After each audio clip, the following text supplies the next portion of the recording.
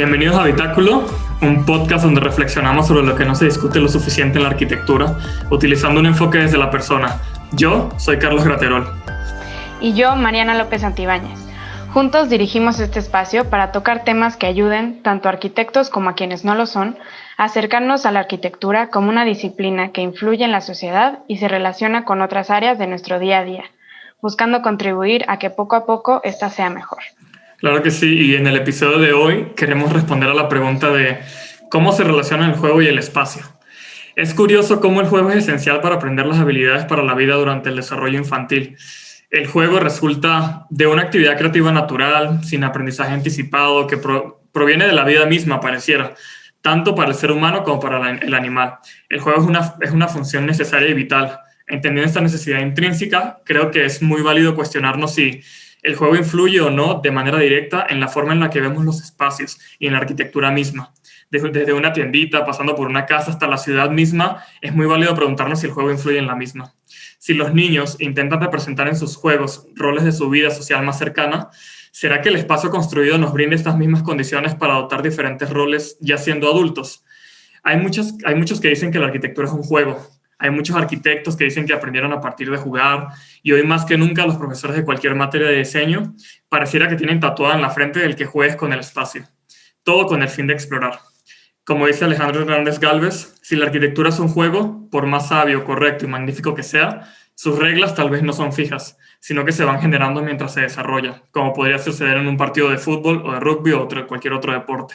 Esas reglas establecen códigos y solo así es posible valorar si el juego es correcto o no. Se podría reflexionar entonces si esto se puede aplicar al entorno tomando el proceso de diseño como un juego. Se conoce que el juego beneficia a los niños no solo por sí mismo, sino también al ser practicado y compartido con otros. ¿Qué pasaría entonces si trasladamos eso a la ciudad y la viéramos como un escenario de juego constante? ¿Quién tanto importa ese campo de juego? Para responder estas preguntas y más, hoy tenemos a las arquitectas Leticia y Mariana de Masi Studio. ¿Cómo están, Leticia y Mariana? Hola, ¿cómo están? Carlos. Muchas gracias por invitarnos.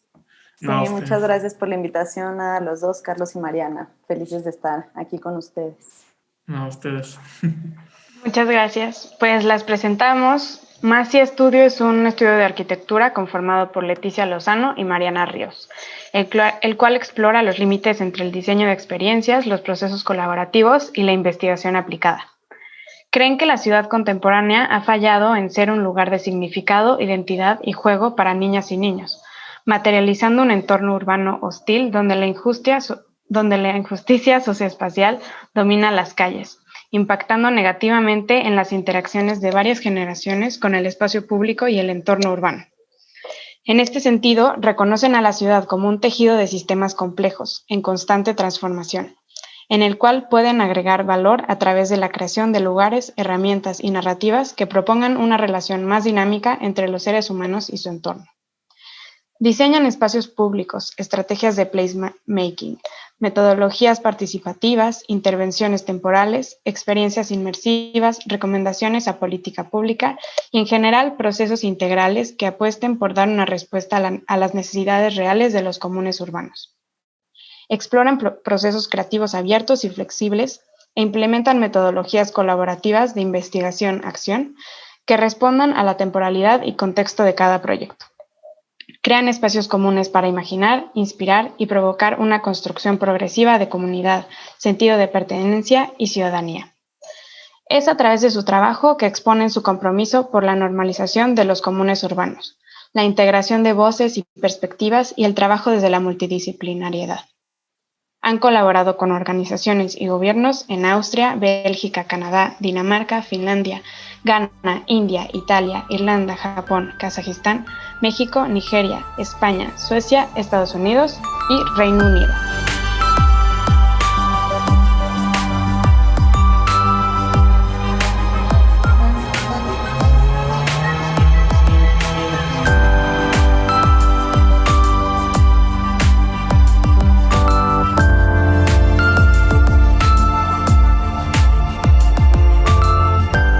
Para comenzar, nos gustaría que nos hablaran un poco de ustedes, quiénes son, de dónde vienen y de dónde nace la inspiración de su trabajo.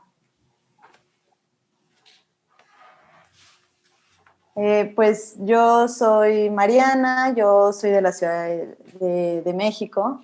Estudié en Monterrey y aquí en Ciudad de México y viví un tiempo en Colombia y hace un par de años conocí a Leti justo por tener proyectos e intereses en común respecto al entorno urbano y al espacio público desde una perspectiva infantil y tomando en cuenta las infancias urbanas.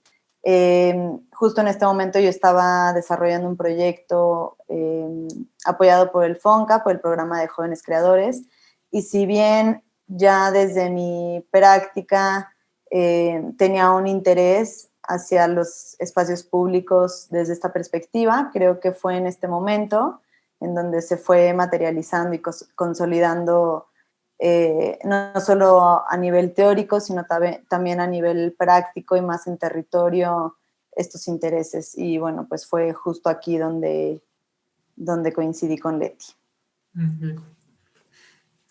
Bueno, yo soy Leticia Lozano, yo soy de la ciudad de Jalapa, Veracruz, pero estudié la carrera en Puebla y después hice mi maestría en Londres y desde siempre, de hecho siempre digo que desde que estaba estudiando sabía que no quería como diseñar edificios o casas y cosas así, sino siempre me interesaba como eso que sucedía como en estos espacios entre las construcciones, ¿no? Y que cómo era que a través de la colocación de ciertos objetos en los espacios públicos podemos influenciar la manera en la que las personas se comportan. Entonces, de ahí nace un poco todo mi interés de estudiar y de diseñar espacios públicos. Y luego a través de la maestría, afortunadamente, tuve la oportunidad de trabajar en varias ciudades en Europa, donde a través de un programa de regeneración a través de la cultura, transformamos espacios públicos que estaban en situación de desutilización, ¿no? Y gracias a esos proyectos, después tuve la oportunidad de trabajar en el laboratorio para la ciudad.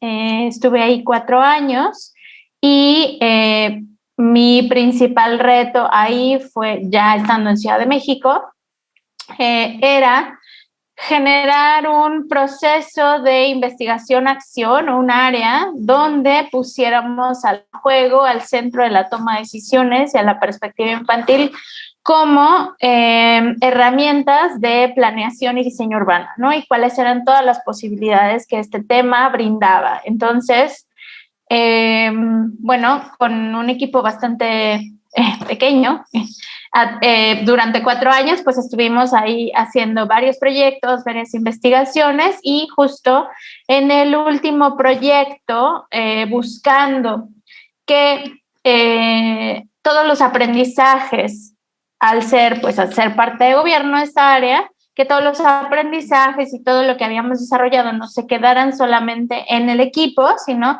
salieran a la ciudadanía y a todos.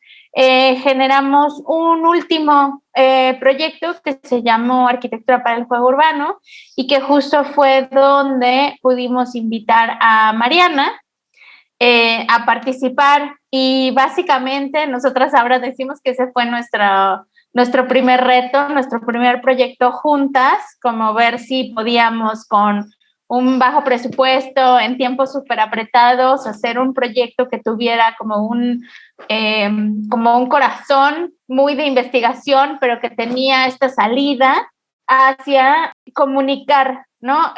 Todo lo que significa y todo el valor del juego hacia la transformación de las ciudades. Entonces, pues sí, después de eso en realidad nos asociamos y así nació Más Estudio. Me encanta. No sé qué fue ese proyecto. Y justo quería preguntarte, partiendo justo de lo último que dices, de cómo, capaz este proyecto donde empiezas con Mariana, capaz empezaban preguntándote justamente qué los llevó a eso, porque me pregunto cuál es la importancia entonces que le ven ustedes al juego en el desarrollo de las personas como para que se dedicaran a este tipo de proyectos desde ese momento.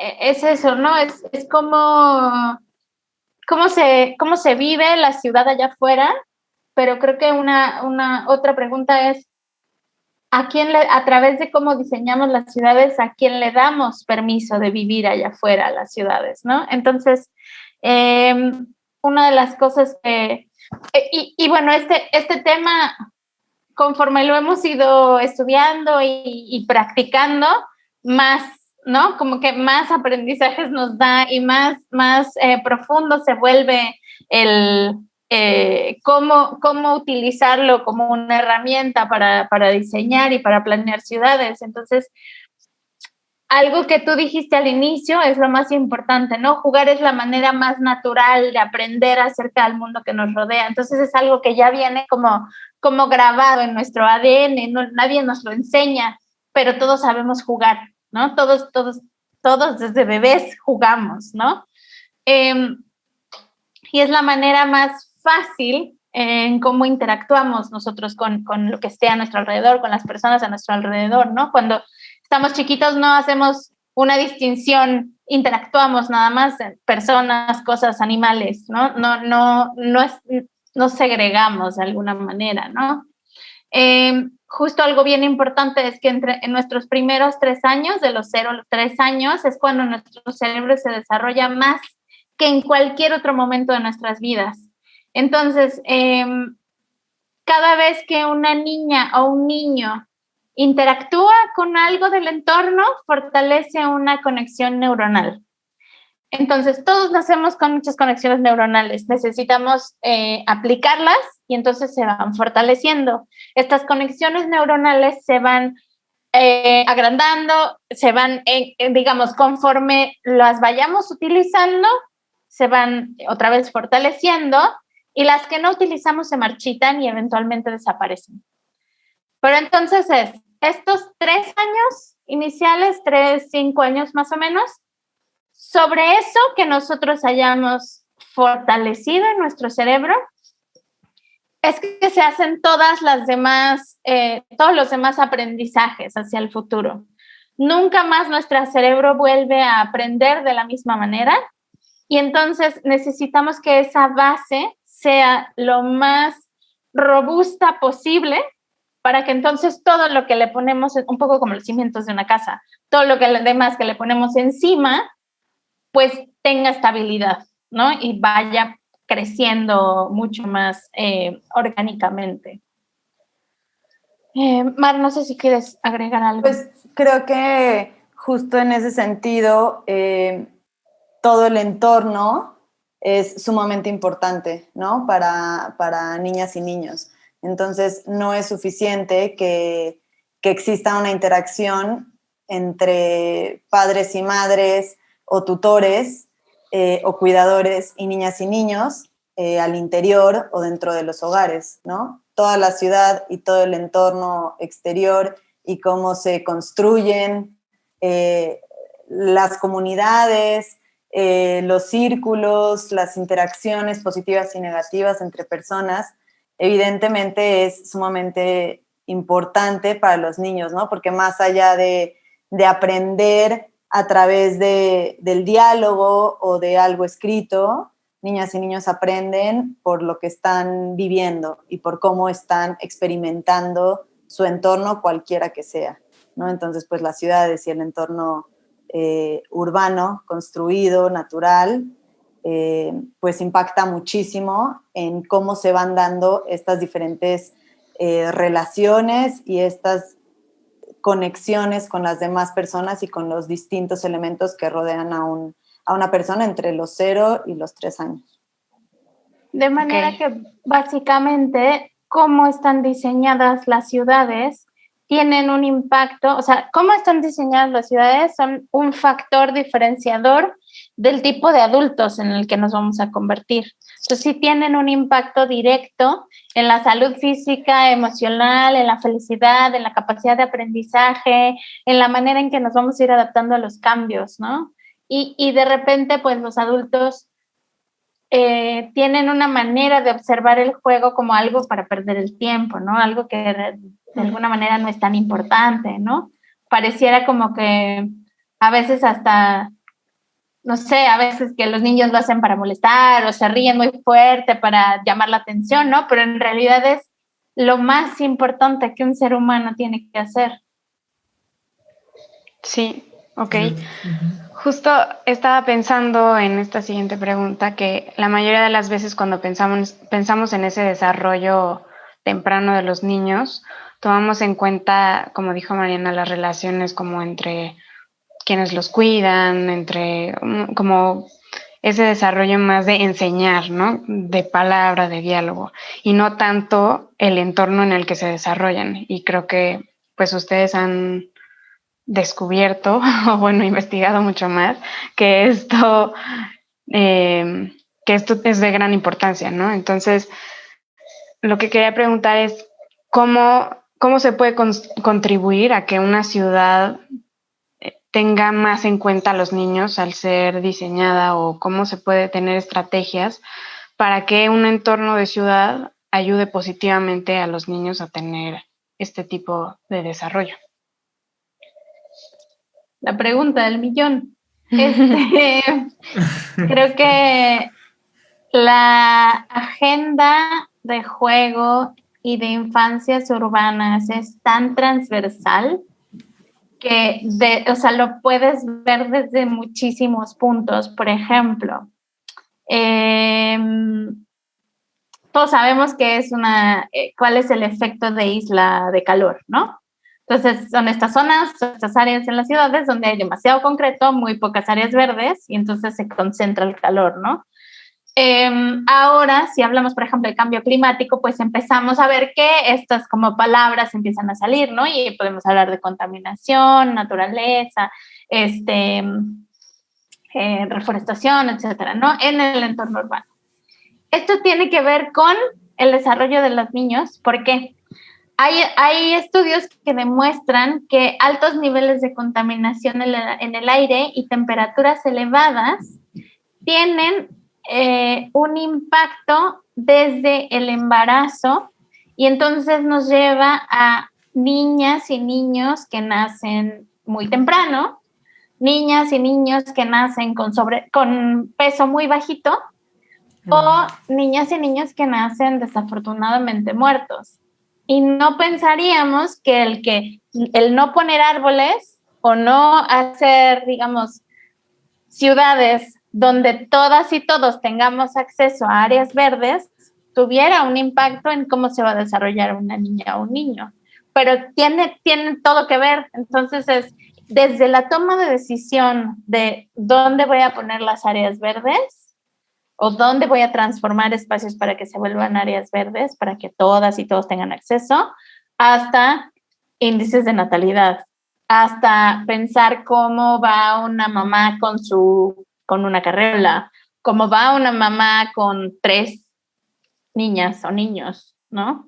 Entonces básicamente es observar a la ciudad desde si nos hincamos, como desde esa visión, 85 centímetros, ¿no? Y observar a la ciudad desde ahí.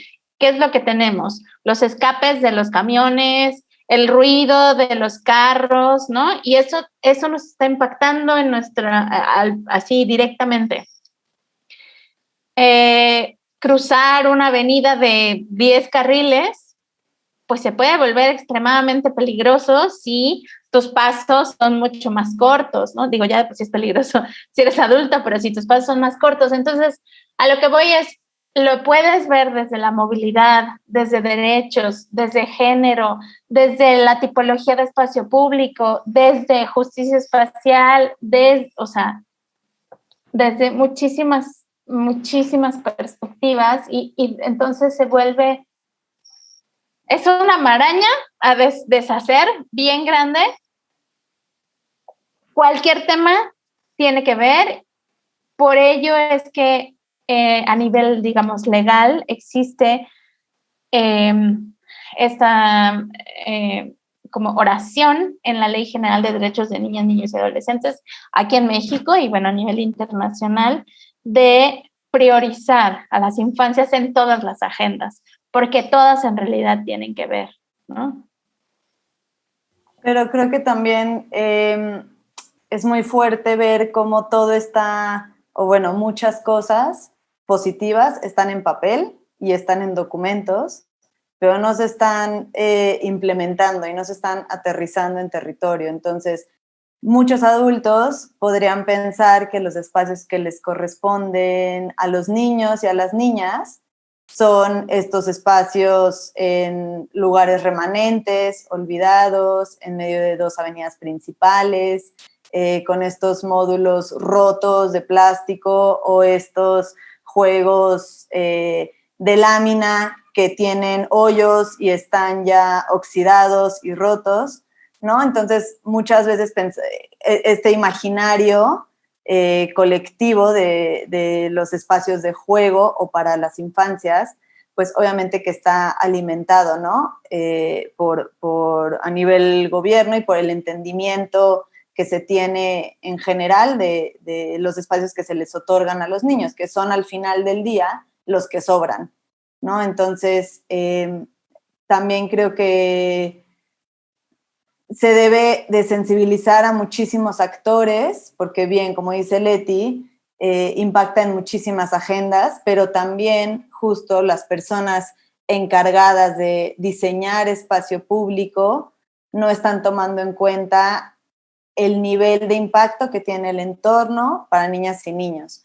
Entonces, al final del día solo se cumple con lo básico o se cumple con lo necesario en tiempos y en presupuestos, pero no se están tomando en cuenta todas estas habilidades a nivel cognitivo, social, físico, creativo, que se deben de cumplir o que se le debe de entregar a niñas y niños que van a estar utilizando estos espacios, ¿no? Entonces, pues no quiero ser repetitiva, pero justo si de los 0 a los 3 años los espacios que se le dan a la niñez son de copiar y pegar o son simplemente para que los cuidadores vayan y se sienten, en lugar de poder interactuar más con el entorno, pues alguna habilidad no se está fomentando, ¿no? En esas interacciones al exterior. Claro. No, me Y es parece... en donde, Vas. perdón, Sí, y vas. es en donde se les permite, porque también hay que ver a las ciudades desde diferentes, ¿no? Cómo están segregadas, donde ni siquiera acceso a ese tipo de espacios tienen. Perdón, Carlos. Sí, no, no te preocupes. Justo me parece súper interesante esto que dicen. Y me pregunto entonces, sí que entonces por lo que entiendo de lo que están diciendo, o sea, como que hay una parte que es de sensibilización de las personas que simplemente se nos olvida, como que a los adultos se les olvida toda esta parte y como estás diciendo, se queda el espacio, pues el que sobra, ¿no? Y ese es el que se usa para el juego, para los niños, etcétera, etcétera. Pero también hay una parte pues también que tiene que ver con reglamentos, ¿no? Y que tiene que ver con la parte escrita, que por lo que comentan siento que también está hecha, ¿no? Ahora bien, ¿ustedes creen que, o sea, cómo lograr mediar esas dos partes, ¿no? ¿Cómo lograr esa sensibilización? Por lo que entiendo, creo que ustedes han estudiado bastante el tema y no sé si tengan como unos lineamientos como muy claros, o como unas reglas muy específicas que ustedes digan, hay que hacer esto para lograr como este cambio que queremos para sensibilizar a la gente sobre el juego. No sé si tengan como ciertas reglas o pasos o lineamientos, donde como lo hayan escrito o no sé si me voy a entender un poco. Sí, claro. Hay varias cosas, o sea, a nivel, digamos, a nivel normativa, los espacios de juego ni siquiera existe una homologación de cómo llamarles.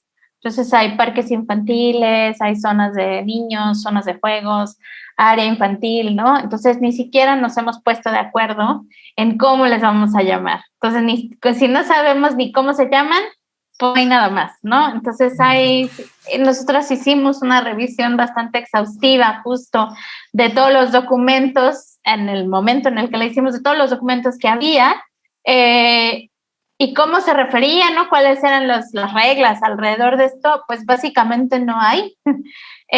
Hay una que otra mención, por ejemplo, en el manual de parques de bolsillo, había 2, 3 balancines y se mencionaba el piso de caucho, ¿no? Entonces, en realidad no existe en México, no existe una normativa.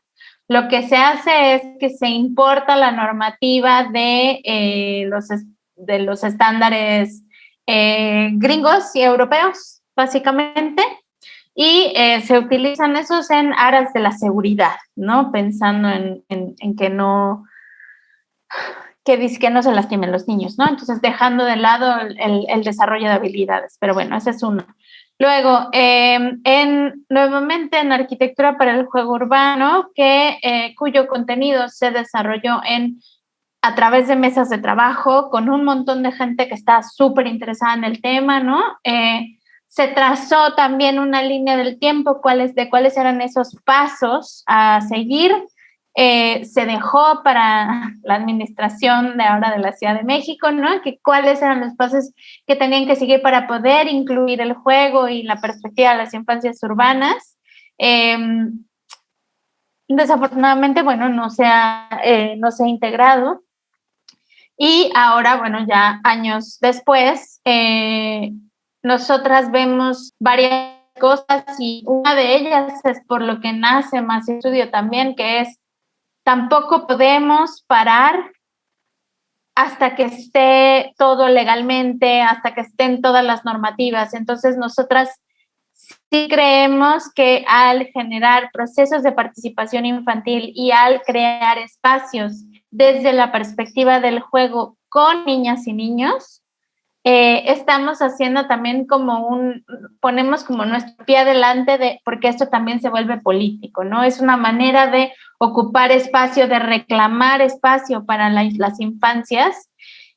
Y si bien hacemos investigación, también trabajamos en política pública, también creemos que es muy importante trabajar desde lo local y con las comunidades para poder tener ejemplos de decir, sí hay cómo transformar. De esa manera es como se ven espacios realmente pensados y diseñados desde la perspectiva del juego y las infancias urbanas, y no solamente como hacerlo desde el escritorio. O sea, sí consideramos que el trabajo en territorio es muy importante, porque si no, nunca vamos a poder cambiar. No podemos retar la manera en la que vemos en México los espacios de juego si no ofrecemos la alternativa en México, ¿no? Ya dejemos de ver Europa, Estados Unidos, otros lados. ¿Cuál es el significado del juego y de los espacios de juego aquí en México?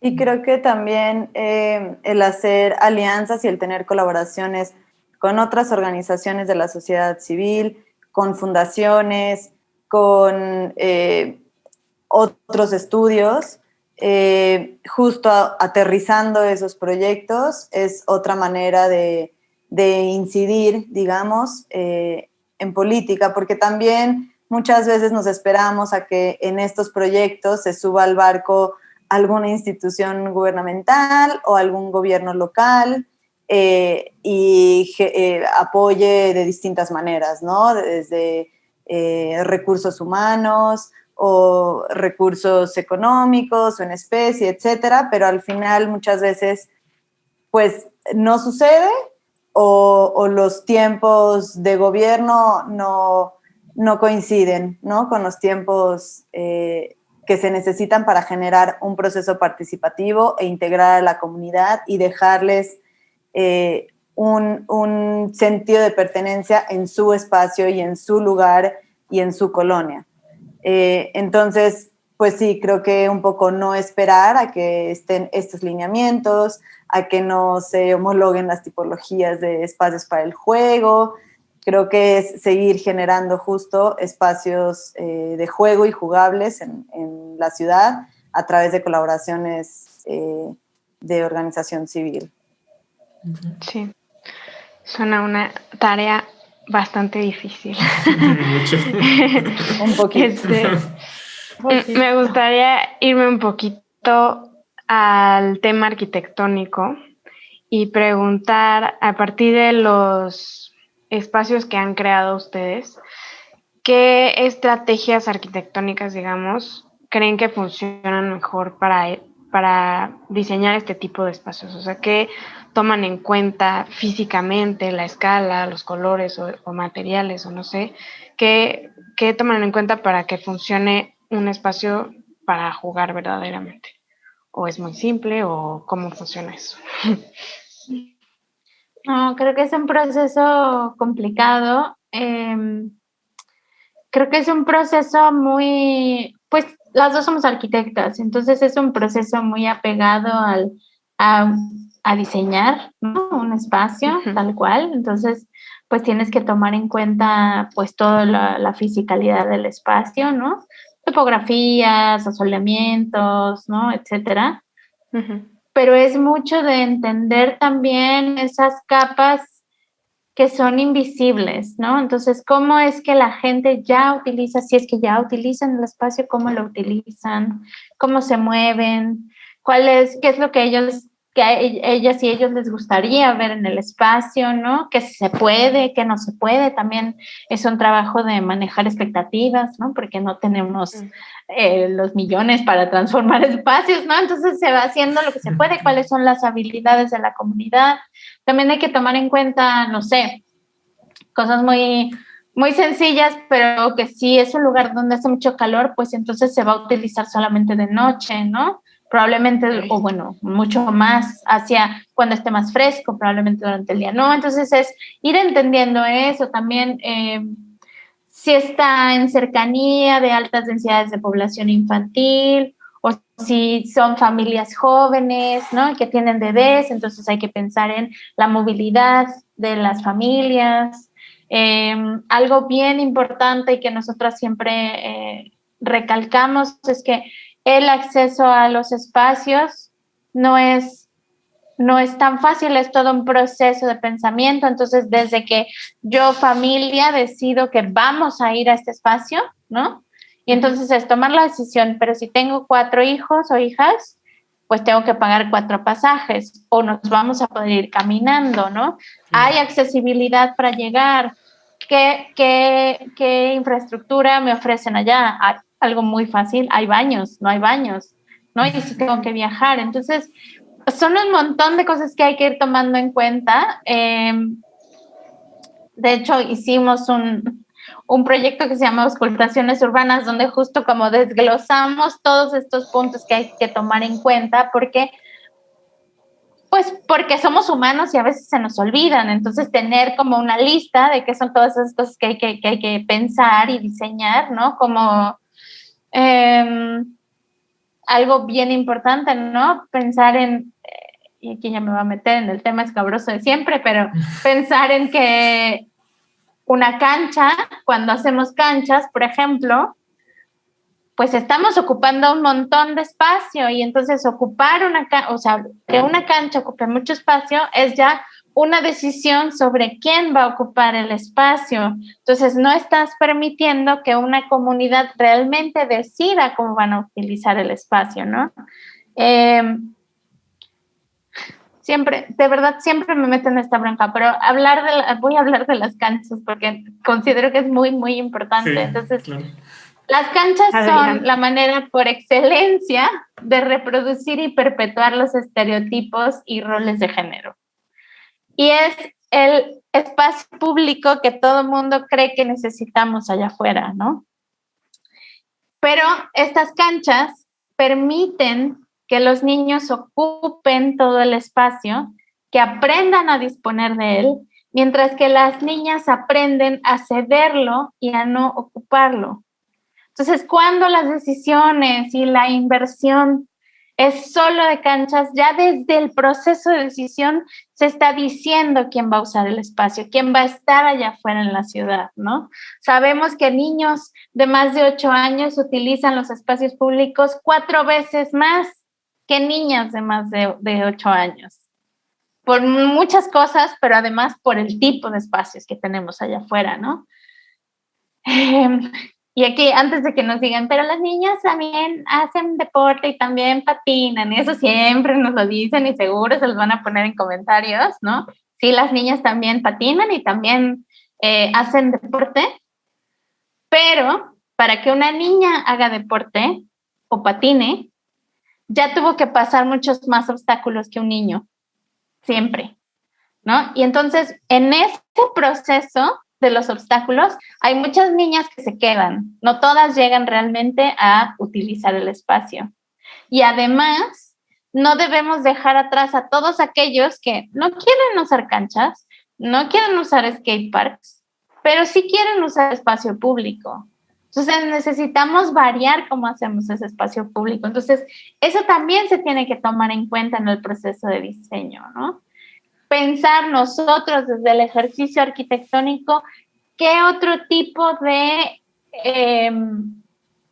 conformación de espacio, qué objetos puedo ir colocando, ¿no? Nosotros siempre abogamos por hacer espacios de naturaleza, tronquitos y piedras y agua son mucho más atractivos y mucho más equitativos desde una perspectiva de género y te invitan mucho más a jugar y a ser imaginativo y a ser curioso que algo ya establecido.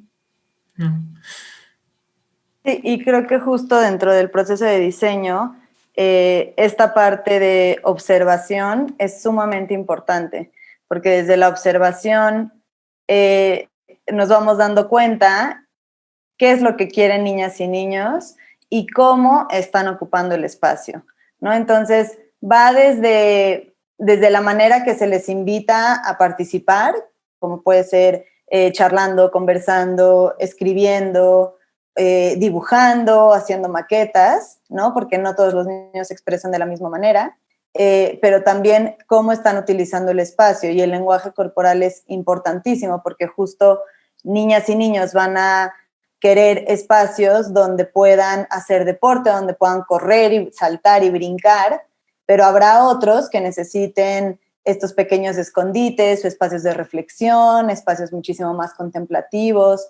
Hay que tomar en cuenta cuál es la relación que existe con la naturaleza y promoverla, ¿no? Entonces, es una combinación de ejercicios prácticos, de observación, y que el espacio y las personas te van sugiriendo y van justo siendo sugestivos hacia dónde se tiene que diseñar para integrar a todos, ¿no? A todas y todos, porque justo también el pensar en estos espacios públicos segregatorios, en donde aquí es donde se hace deporte, aquí es donde se juega, aquí es donde los adultos esperan a niñas y niños, esta es la parte de adolescentes mujeres y esta es la parte de adultos mayores, pues entonces estamos creando ciudades que no se hablan entre ellas, ¿no? Y ciudades que no dejan estas interacciones intergeneracionales suceder. Justo están como evitándola, digo, ya sin entrar a temas en donde hay letreros de solo para niñas y niños, no se puede jugar o existen ciertos horarios, ¿no? Entonces, no solamente es un lenguaje a nivel gráfico, sino también es una configuración espacial que está impidiendo que nos hablemos unos y otros. Qué bueno que mencionaste lo de las prohibiciones. Justo ayer en Italia, en todo el país se prohibir jugar en la calle o en los patios o donde quieran. Wow. Entonces, hay que prohibir jugar. Claro. Oye, me encantó todo este tema que están comentando y volviendo un poco al tema de la equidad que estaban hablando ahorita, como que me quedó la duda y quería preguntarla. O sea, creo que no solamente desde el punto de vista que ponen las canchas y ya estamos como prediciendo de quién va a ocupar el espacio, no solo en términos de género, pero también me imagino que en términos de edades, ¿no? O sea, y justo a eso voy con el tema de probablemente una cancha va a ser, no sé, que los adultos usan la cancha y ya no se la dan a los niños. Y eso como que me entra en conflicto porque justo quería preguntarles cómo podemos hacer que los adultos quieran volver a jugar a través del espacio, ¿no? Y justo lo primero que a mí se vendría a la mente, por ejemplo, a mí, es una cancha, ¿no? O sea, como que es lo más común que a la gente le viene y es como, pues para que los adultos vuelvan a jugar, una cancha. Pero no sé si es a través de esto o si también esto crea un desbalance de equidad o cómo hacer que, pues sí, que los adultos vuelvan a jugar, pero capaz no a través de estos elementos que dices que capaz quitan la equidad de juego entre edades, género, etcétera. Es que creo que Perdón, sí. Perdón. Dime. Para agregar a la pregunta, ¿qué tan importante creen que sea esto? O sea, incitar a los adultos a que recuerden, digamos, el juego como una medida de sensibilizar y de que vuelvan a tomar en cuenta a la ciudad como un espacio también para el juego y para los niños. Es que creo que justo algo que se mencionaba anteriormente, ¿no? Como estos elementos que en el imaginario colectivo son como muy claros, que son los juegos para niños, que ya están diseñados, ya todos los conocemos, sabemos los distintos elementos, ¿no? Las resbaladillas, aquí por aquí subes, por aquí bajas, la espiral, etcétera. Pero si entonces empezamos a diseñar elementos distribuidos en el espacio público que respondan a, que generen una respuesta neutral, creo que un poco va por ahí, porque justo no podemos tampoco evitar que la gente utilice una cancha, pero sí podemos invitarlos a jugar, así sea que estén sentados, parados, en cualquier espacio, ¿no? Entonces, creo que diseñar como estos elementos que te sugieren alguna actividad, te sugieren ser curioso, te invitan a jugar con el material que tienes abajo de los pies o donde estás sentado o lo que tienes enfrente o lo que te está dando sombra. Si esos materiales, esos elementos te invitan o te provocan, creo que ya ese es un primer paso, ¿no? Porque otra vez pensamos que el juego es nada más el juego de niñas y niños, pero en realidad, pues como adultos todos jugamos en muchos momentos de nuestro día, ¿no? O sea, incluso quien canta en el momento del baño, o quien juega con su perro, quien anda en bici, o sea, puedes ver a cualquier ciclista andando en bici y pasándola increíble porque ese es un momento de juego para él, ¿no? Entonces, sí, y bueno, sí, ahorita continúo. Creo que algo bien importante es, conforme vamos creciendo, empezamos a tener como todas estas capas de lo socialmente aceptable, y entonces nos da miedo el ridículo. A todos nos da miedo el ridículo. Entonces, y jugar es un poco tener que deshacerse de ese miedo de si me caigo, si, no sé, si me rompo el pantalón o lo que traiga puesto, si, ¿sabes? Entonces, de repente, ese es el mayor impedimento para entender o para ver la ciudad desde los ojos del juego. Entonces, justo como estaba, bueno, como empezaba a decir Mariana, no me quiero adelantar, pero un niño, si pensamos en volardos, por ejemplo, ¿no? Son pues, estos como cilindritos. Cualquier niño piensa en brincarlos. Nosotros los vemos como objetos funcionales, pero desde la mirada de una niña o un niño, pues son elementos para trepar, son elementos para saltar, son elementos para sentarse. Y entonces es eso lo que tenemos que impulsar hacia lo que los adultos cómo tienen que ver la ciudad, ¿no? Ya no tan funcional, sino más como un gran terreno para explorar.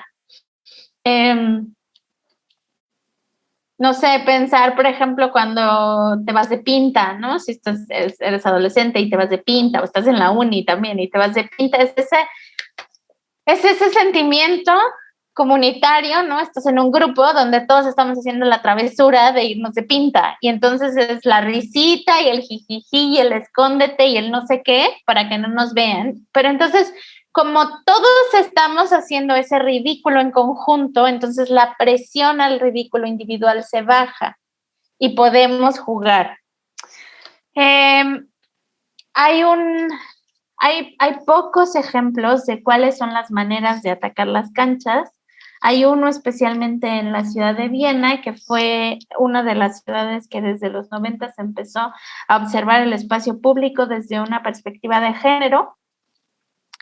Y lo que hacen es que no recuerdo el nombre del parque, pero hay un parque donde a las canchas, no las deshicieron. Lo que hicieron fue quitarles las canastas o las líneas como de, ¿cómo se llama? Portería.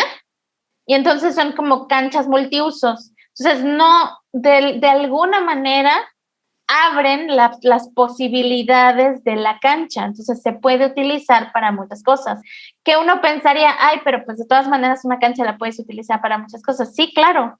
Pero si ya hay un objeto que te está indicando cuál es el objetivo principal, entonces ya entra en la mente especialmente de los hombres, de esto se usa de esta manera, ¿no? Y entonces por eso me refería a los obstáculos que hay que superar. Entonces, ya no es, pues podemos decidir qué jugar, sino hay que retar ese objetivo que ya está impuesto sobre el espacio y decir, oigan, ¿y qué tal si hacemos otra cosa?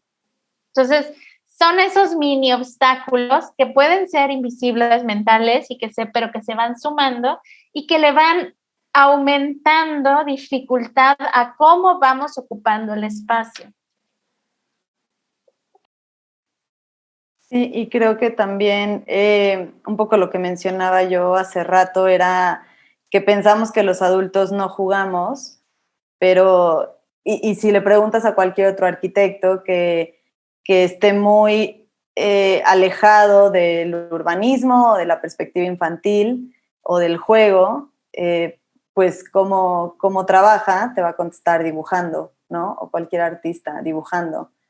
¿Y qué hacen los niños? Dibujar. O sea, al final del día, todos como adultos estamos actuando o jugando ciertos papeles, ¿no? Entonces, como también decía Leti, es unirse a lo desconocido, unirse al rendirse al miedo o al ridículo de jugar, de probar cosas distintas, de ver otras posibilidades en la ciudad y en el entorno que te rodea, ¿no? Justo creo que estimular los distintos sentidos de las personas, potencializar las diversas habilidades que todas y todos tenemos, porque justo también al hablar en temas de discapacidad, de repente ves un espacio público o hablas con algún arquitecto urbanista acerca de integrar a personas con discapacidad y bueno, las posibilidades son muy pocas, ¿no? Desde señalamiento braille, estos juegos, ¿no? Especiales para niñas y niños en sillas de ruedas, sí, muy pocas opciones, ¿no? Cuando pues en realidad es potencializar y estimular estas distintas habilidades, generar tanto espacios para el juego libre como refugios para adultos mayores o para niños que buscan un espacio de reflexión o para alguna persona en situación de calle, ¿no? Entonces, pero justo estos espacios no están segregados, no tienen aquí sí, aquí no, aquí adulto mayor, aquí no niño. Entonces creo que es pensar como también pues en toda esa configuración y en dar las posibilidades. Que el espacio público sea un canvas para las personas, porque si no al final del día, pues te aburre salir al mismo lugar y ya sabes qué es lo que tienes que hacer. Qué bonito. Creo que esto es como un camino hacia, digamos, una arquitectura verdaderamente universal, ¿no? Que cualquiera pueda utilizar, que aplique para todas edades y creo que es algo pues súper difícil de lograr, ¿no? Como han mencionado ustedes un chorro de cosas y pues los que quizás hemos estudiado esto desde siempre nos han dicho, hay una cantidad de aspectos a tomar en cuenta a la hora de diseñar, ¿no? Enorme. Y entonces, sumando estas perspectivas de buscar que sea apto para niños, para discapacitados, como tú mencionaste, Mariana, pues es un mundo. Es algo súper complejo, pero a la vez creo que muy bonito. Entonces, sí, vas, Carlos. No, que nada más quería comentar que qué increíble que ustedes lo estén haciendo, ¿no? Porque creo que como que estudios como ustedes, pues la verdad, no es como que conozca a muchos y como que esa pasión que tienen por el tema, creo que es de admirar y creo que es algo que necesitamos mucho más y sobre todo, o por lo menos gente que lo enseñe, porque ni siquiera es como que tú digas, bueno, está bien, no, no existe capaz mucha gente que lo trabaje, pero tampoco veo mucha gente que lo enseñe. Entonces creo que eso también pues es admirar, ¿no, Mariana? No sé. Sí. Sí, y pues bueno, ya tenemos el tiempo encima, entonces nos gustaría obviamente seguir hablando de esto y de muchísimos temas que mencionaron, porque creo que esto puede abrir puertas de diferentes temas, no solo del juego y de los niños. Pero pues vamos a pasar a nuestra última parte, que para cerrar lo que normalmente hacemos es invitar a nuestros invitados a que nos digan unas preguntas de reflexión al aire, ¿no? Nosotros creemos que una verdadera reflexión en realidad trae más preguntas que respuestas. Entonces, nos gustaría que si quieren las dos o como quieran, nos dejen unas preguntas de reflexión para nuestro público.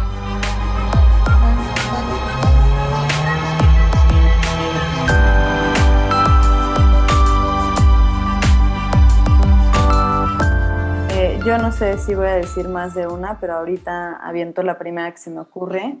Hay un montón de maneras de abordar una perspectiva de juego infantil e inclusiva en tu práctica como diseñador o arquitecto o estudiante de arquitectura, ¿no? Entonces, no estamos diciendo que todos los urbanistas y arquitectos se dediquen específicamente a espacios de juego o a la ciudad, en el caso de los arquitectos, pero sí desde sus especialidades, de qué cambiarían y cómo abordarían esta perspectiva para incluir a todas las personas, más allá de ver la importancia o el impacto a nivel económico, construcción, de política y de distintos intereses,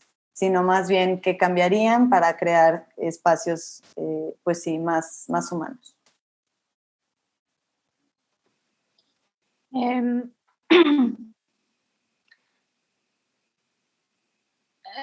Yo creo que diría que pensaran en aquello que querían hacer cuando eran niños y que no podían y por qué no podían. Y entonces que lo solucionaran ahora, porque justo nuestra práctica es diseñar eso donde todos vivimos y nos movemos y estamos diariamente. Entonces, de alguna manera tenemos una responsabilidad hacia los demás. No tenemos una superioridad, tenemos una responsabilidad y nuestra labor es más que nada ser traductor de esas necesidades que hay allá afuera y materializarlas. Entonces, ¿qué no podían hacer cuando eran niños y cómo lo solucionarían ahora? Y compensando en lo que decía Mariana, es también observen sus propuestas y sus diseños desde todos los sentidos. ¿Qué pasaría si te faltara uno de los que tengas, ¿no? Y cómo experimentaría una persona que le falta ese uno u otro sentido el espacio que estás creando. Y sobre eso es sobre lo que hay que ir modificando. Y creo que para mí también sería el ser curiosos. Muchas veces nos enfrascamos en nuestro quehacer diario, pero creo que ser curiosos en otras disciplinas, específicamente en el arte, en la escritura, en la poesía, astrología si quieren, pero creo que ser curiosos en otras disciplinas va a informar increíblemente a tu práctica diaria, al cosmos de tu práctica y a tu quehacer diario. Entonces, creo que también es algo que iba a mencionar hace rato. Desde chicos siempre nos imponen las materias como matemáticas, física, química, como materias sumamente importantes para la vida, y no lo estoy negando, pero son pocas las escuelas o en general como la percepción que tenemos hacia el arte y hacia la importancia del arte y de interactuar con la naturaleza y de percibir el entorno y de respirar profundamente y de ver y observar y disfrutar los cambios de estaciones, etcétera, etcétera. Entonces, pues obviamente eso tiene un impacto en tu formación ya después como arquitecta o como arquitecto, en lo que te gusta y en lo que no te gusta, en lo que buscas, en lo que te interesa, en lo que estás viendo y escuchando y observando todos los días, cambia sumamente, ¿no? Entonces, sí, creo que la curiosidad en otras disciplinas pues es muy importante y va a impactar de manera muy distinta a tu quehacer todos los días. Sí, muchas gracias. No, Creo que sí. justo eso también intentamos hacer un poco nosotros en Habitáculo, ¿no, Carlos? Como que incluir otras disciplinas, ver que todo está conectado a final de cuentas y que es muy importante siempre verlo desde un enfoque humano. Bueno, sí, no, y me quedo con eso que dices, Mariana, de la curiosidad. Creo que, no sé, me pegó. Pero sí, está muy bonito y yo creo que, pues, no sé, nos quedamos reflexionando con esas preguntas que nos dicen. Creo que están bastante potentes. Pero bueno, para finalizar, yo creo que aquí acabamos y como siempre agradecer a Rafael Romo por la música de nuestro podcast, a Sebastián Díaz por la edición y por supuesto pues a Mariana y Leticia por esta plática. Gracias por pues, aportarnos tanto, por estas preguntas, mostrarnos un poco esta nueva perspectiva que creo que pues sí hace mucha falta en nuestro quehacer, la verdad. Pues Muchas gracias también por invitarnos. a los dos por la invitación. Nos vemos en la próxima edición de Habitáculo. Un abrazo.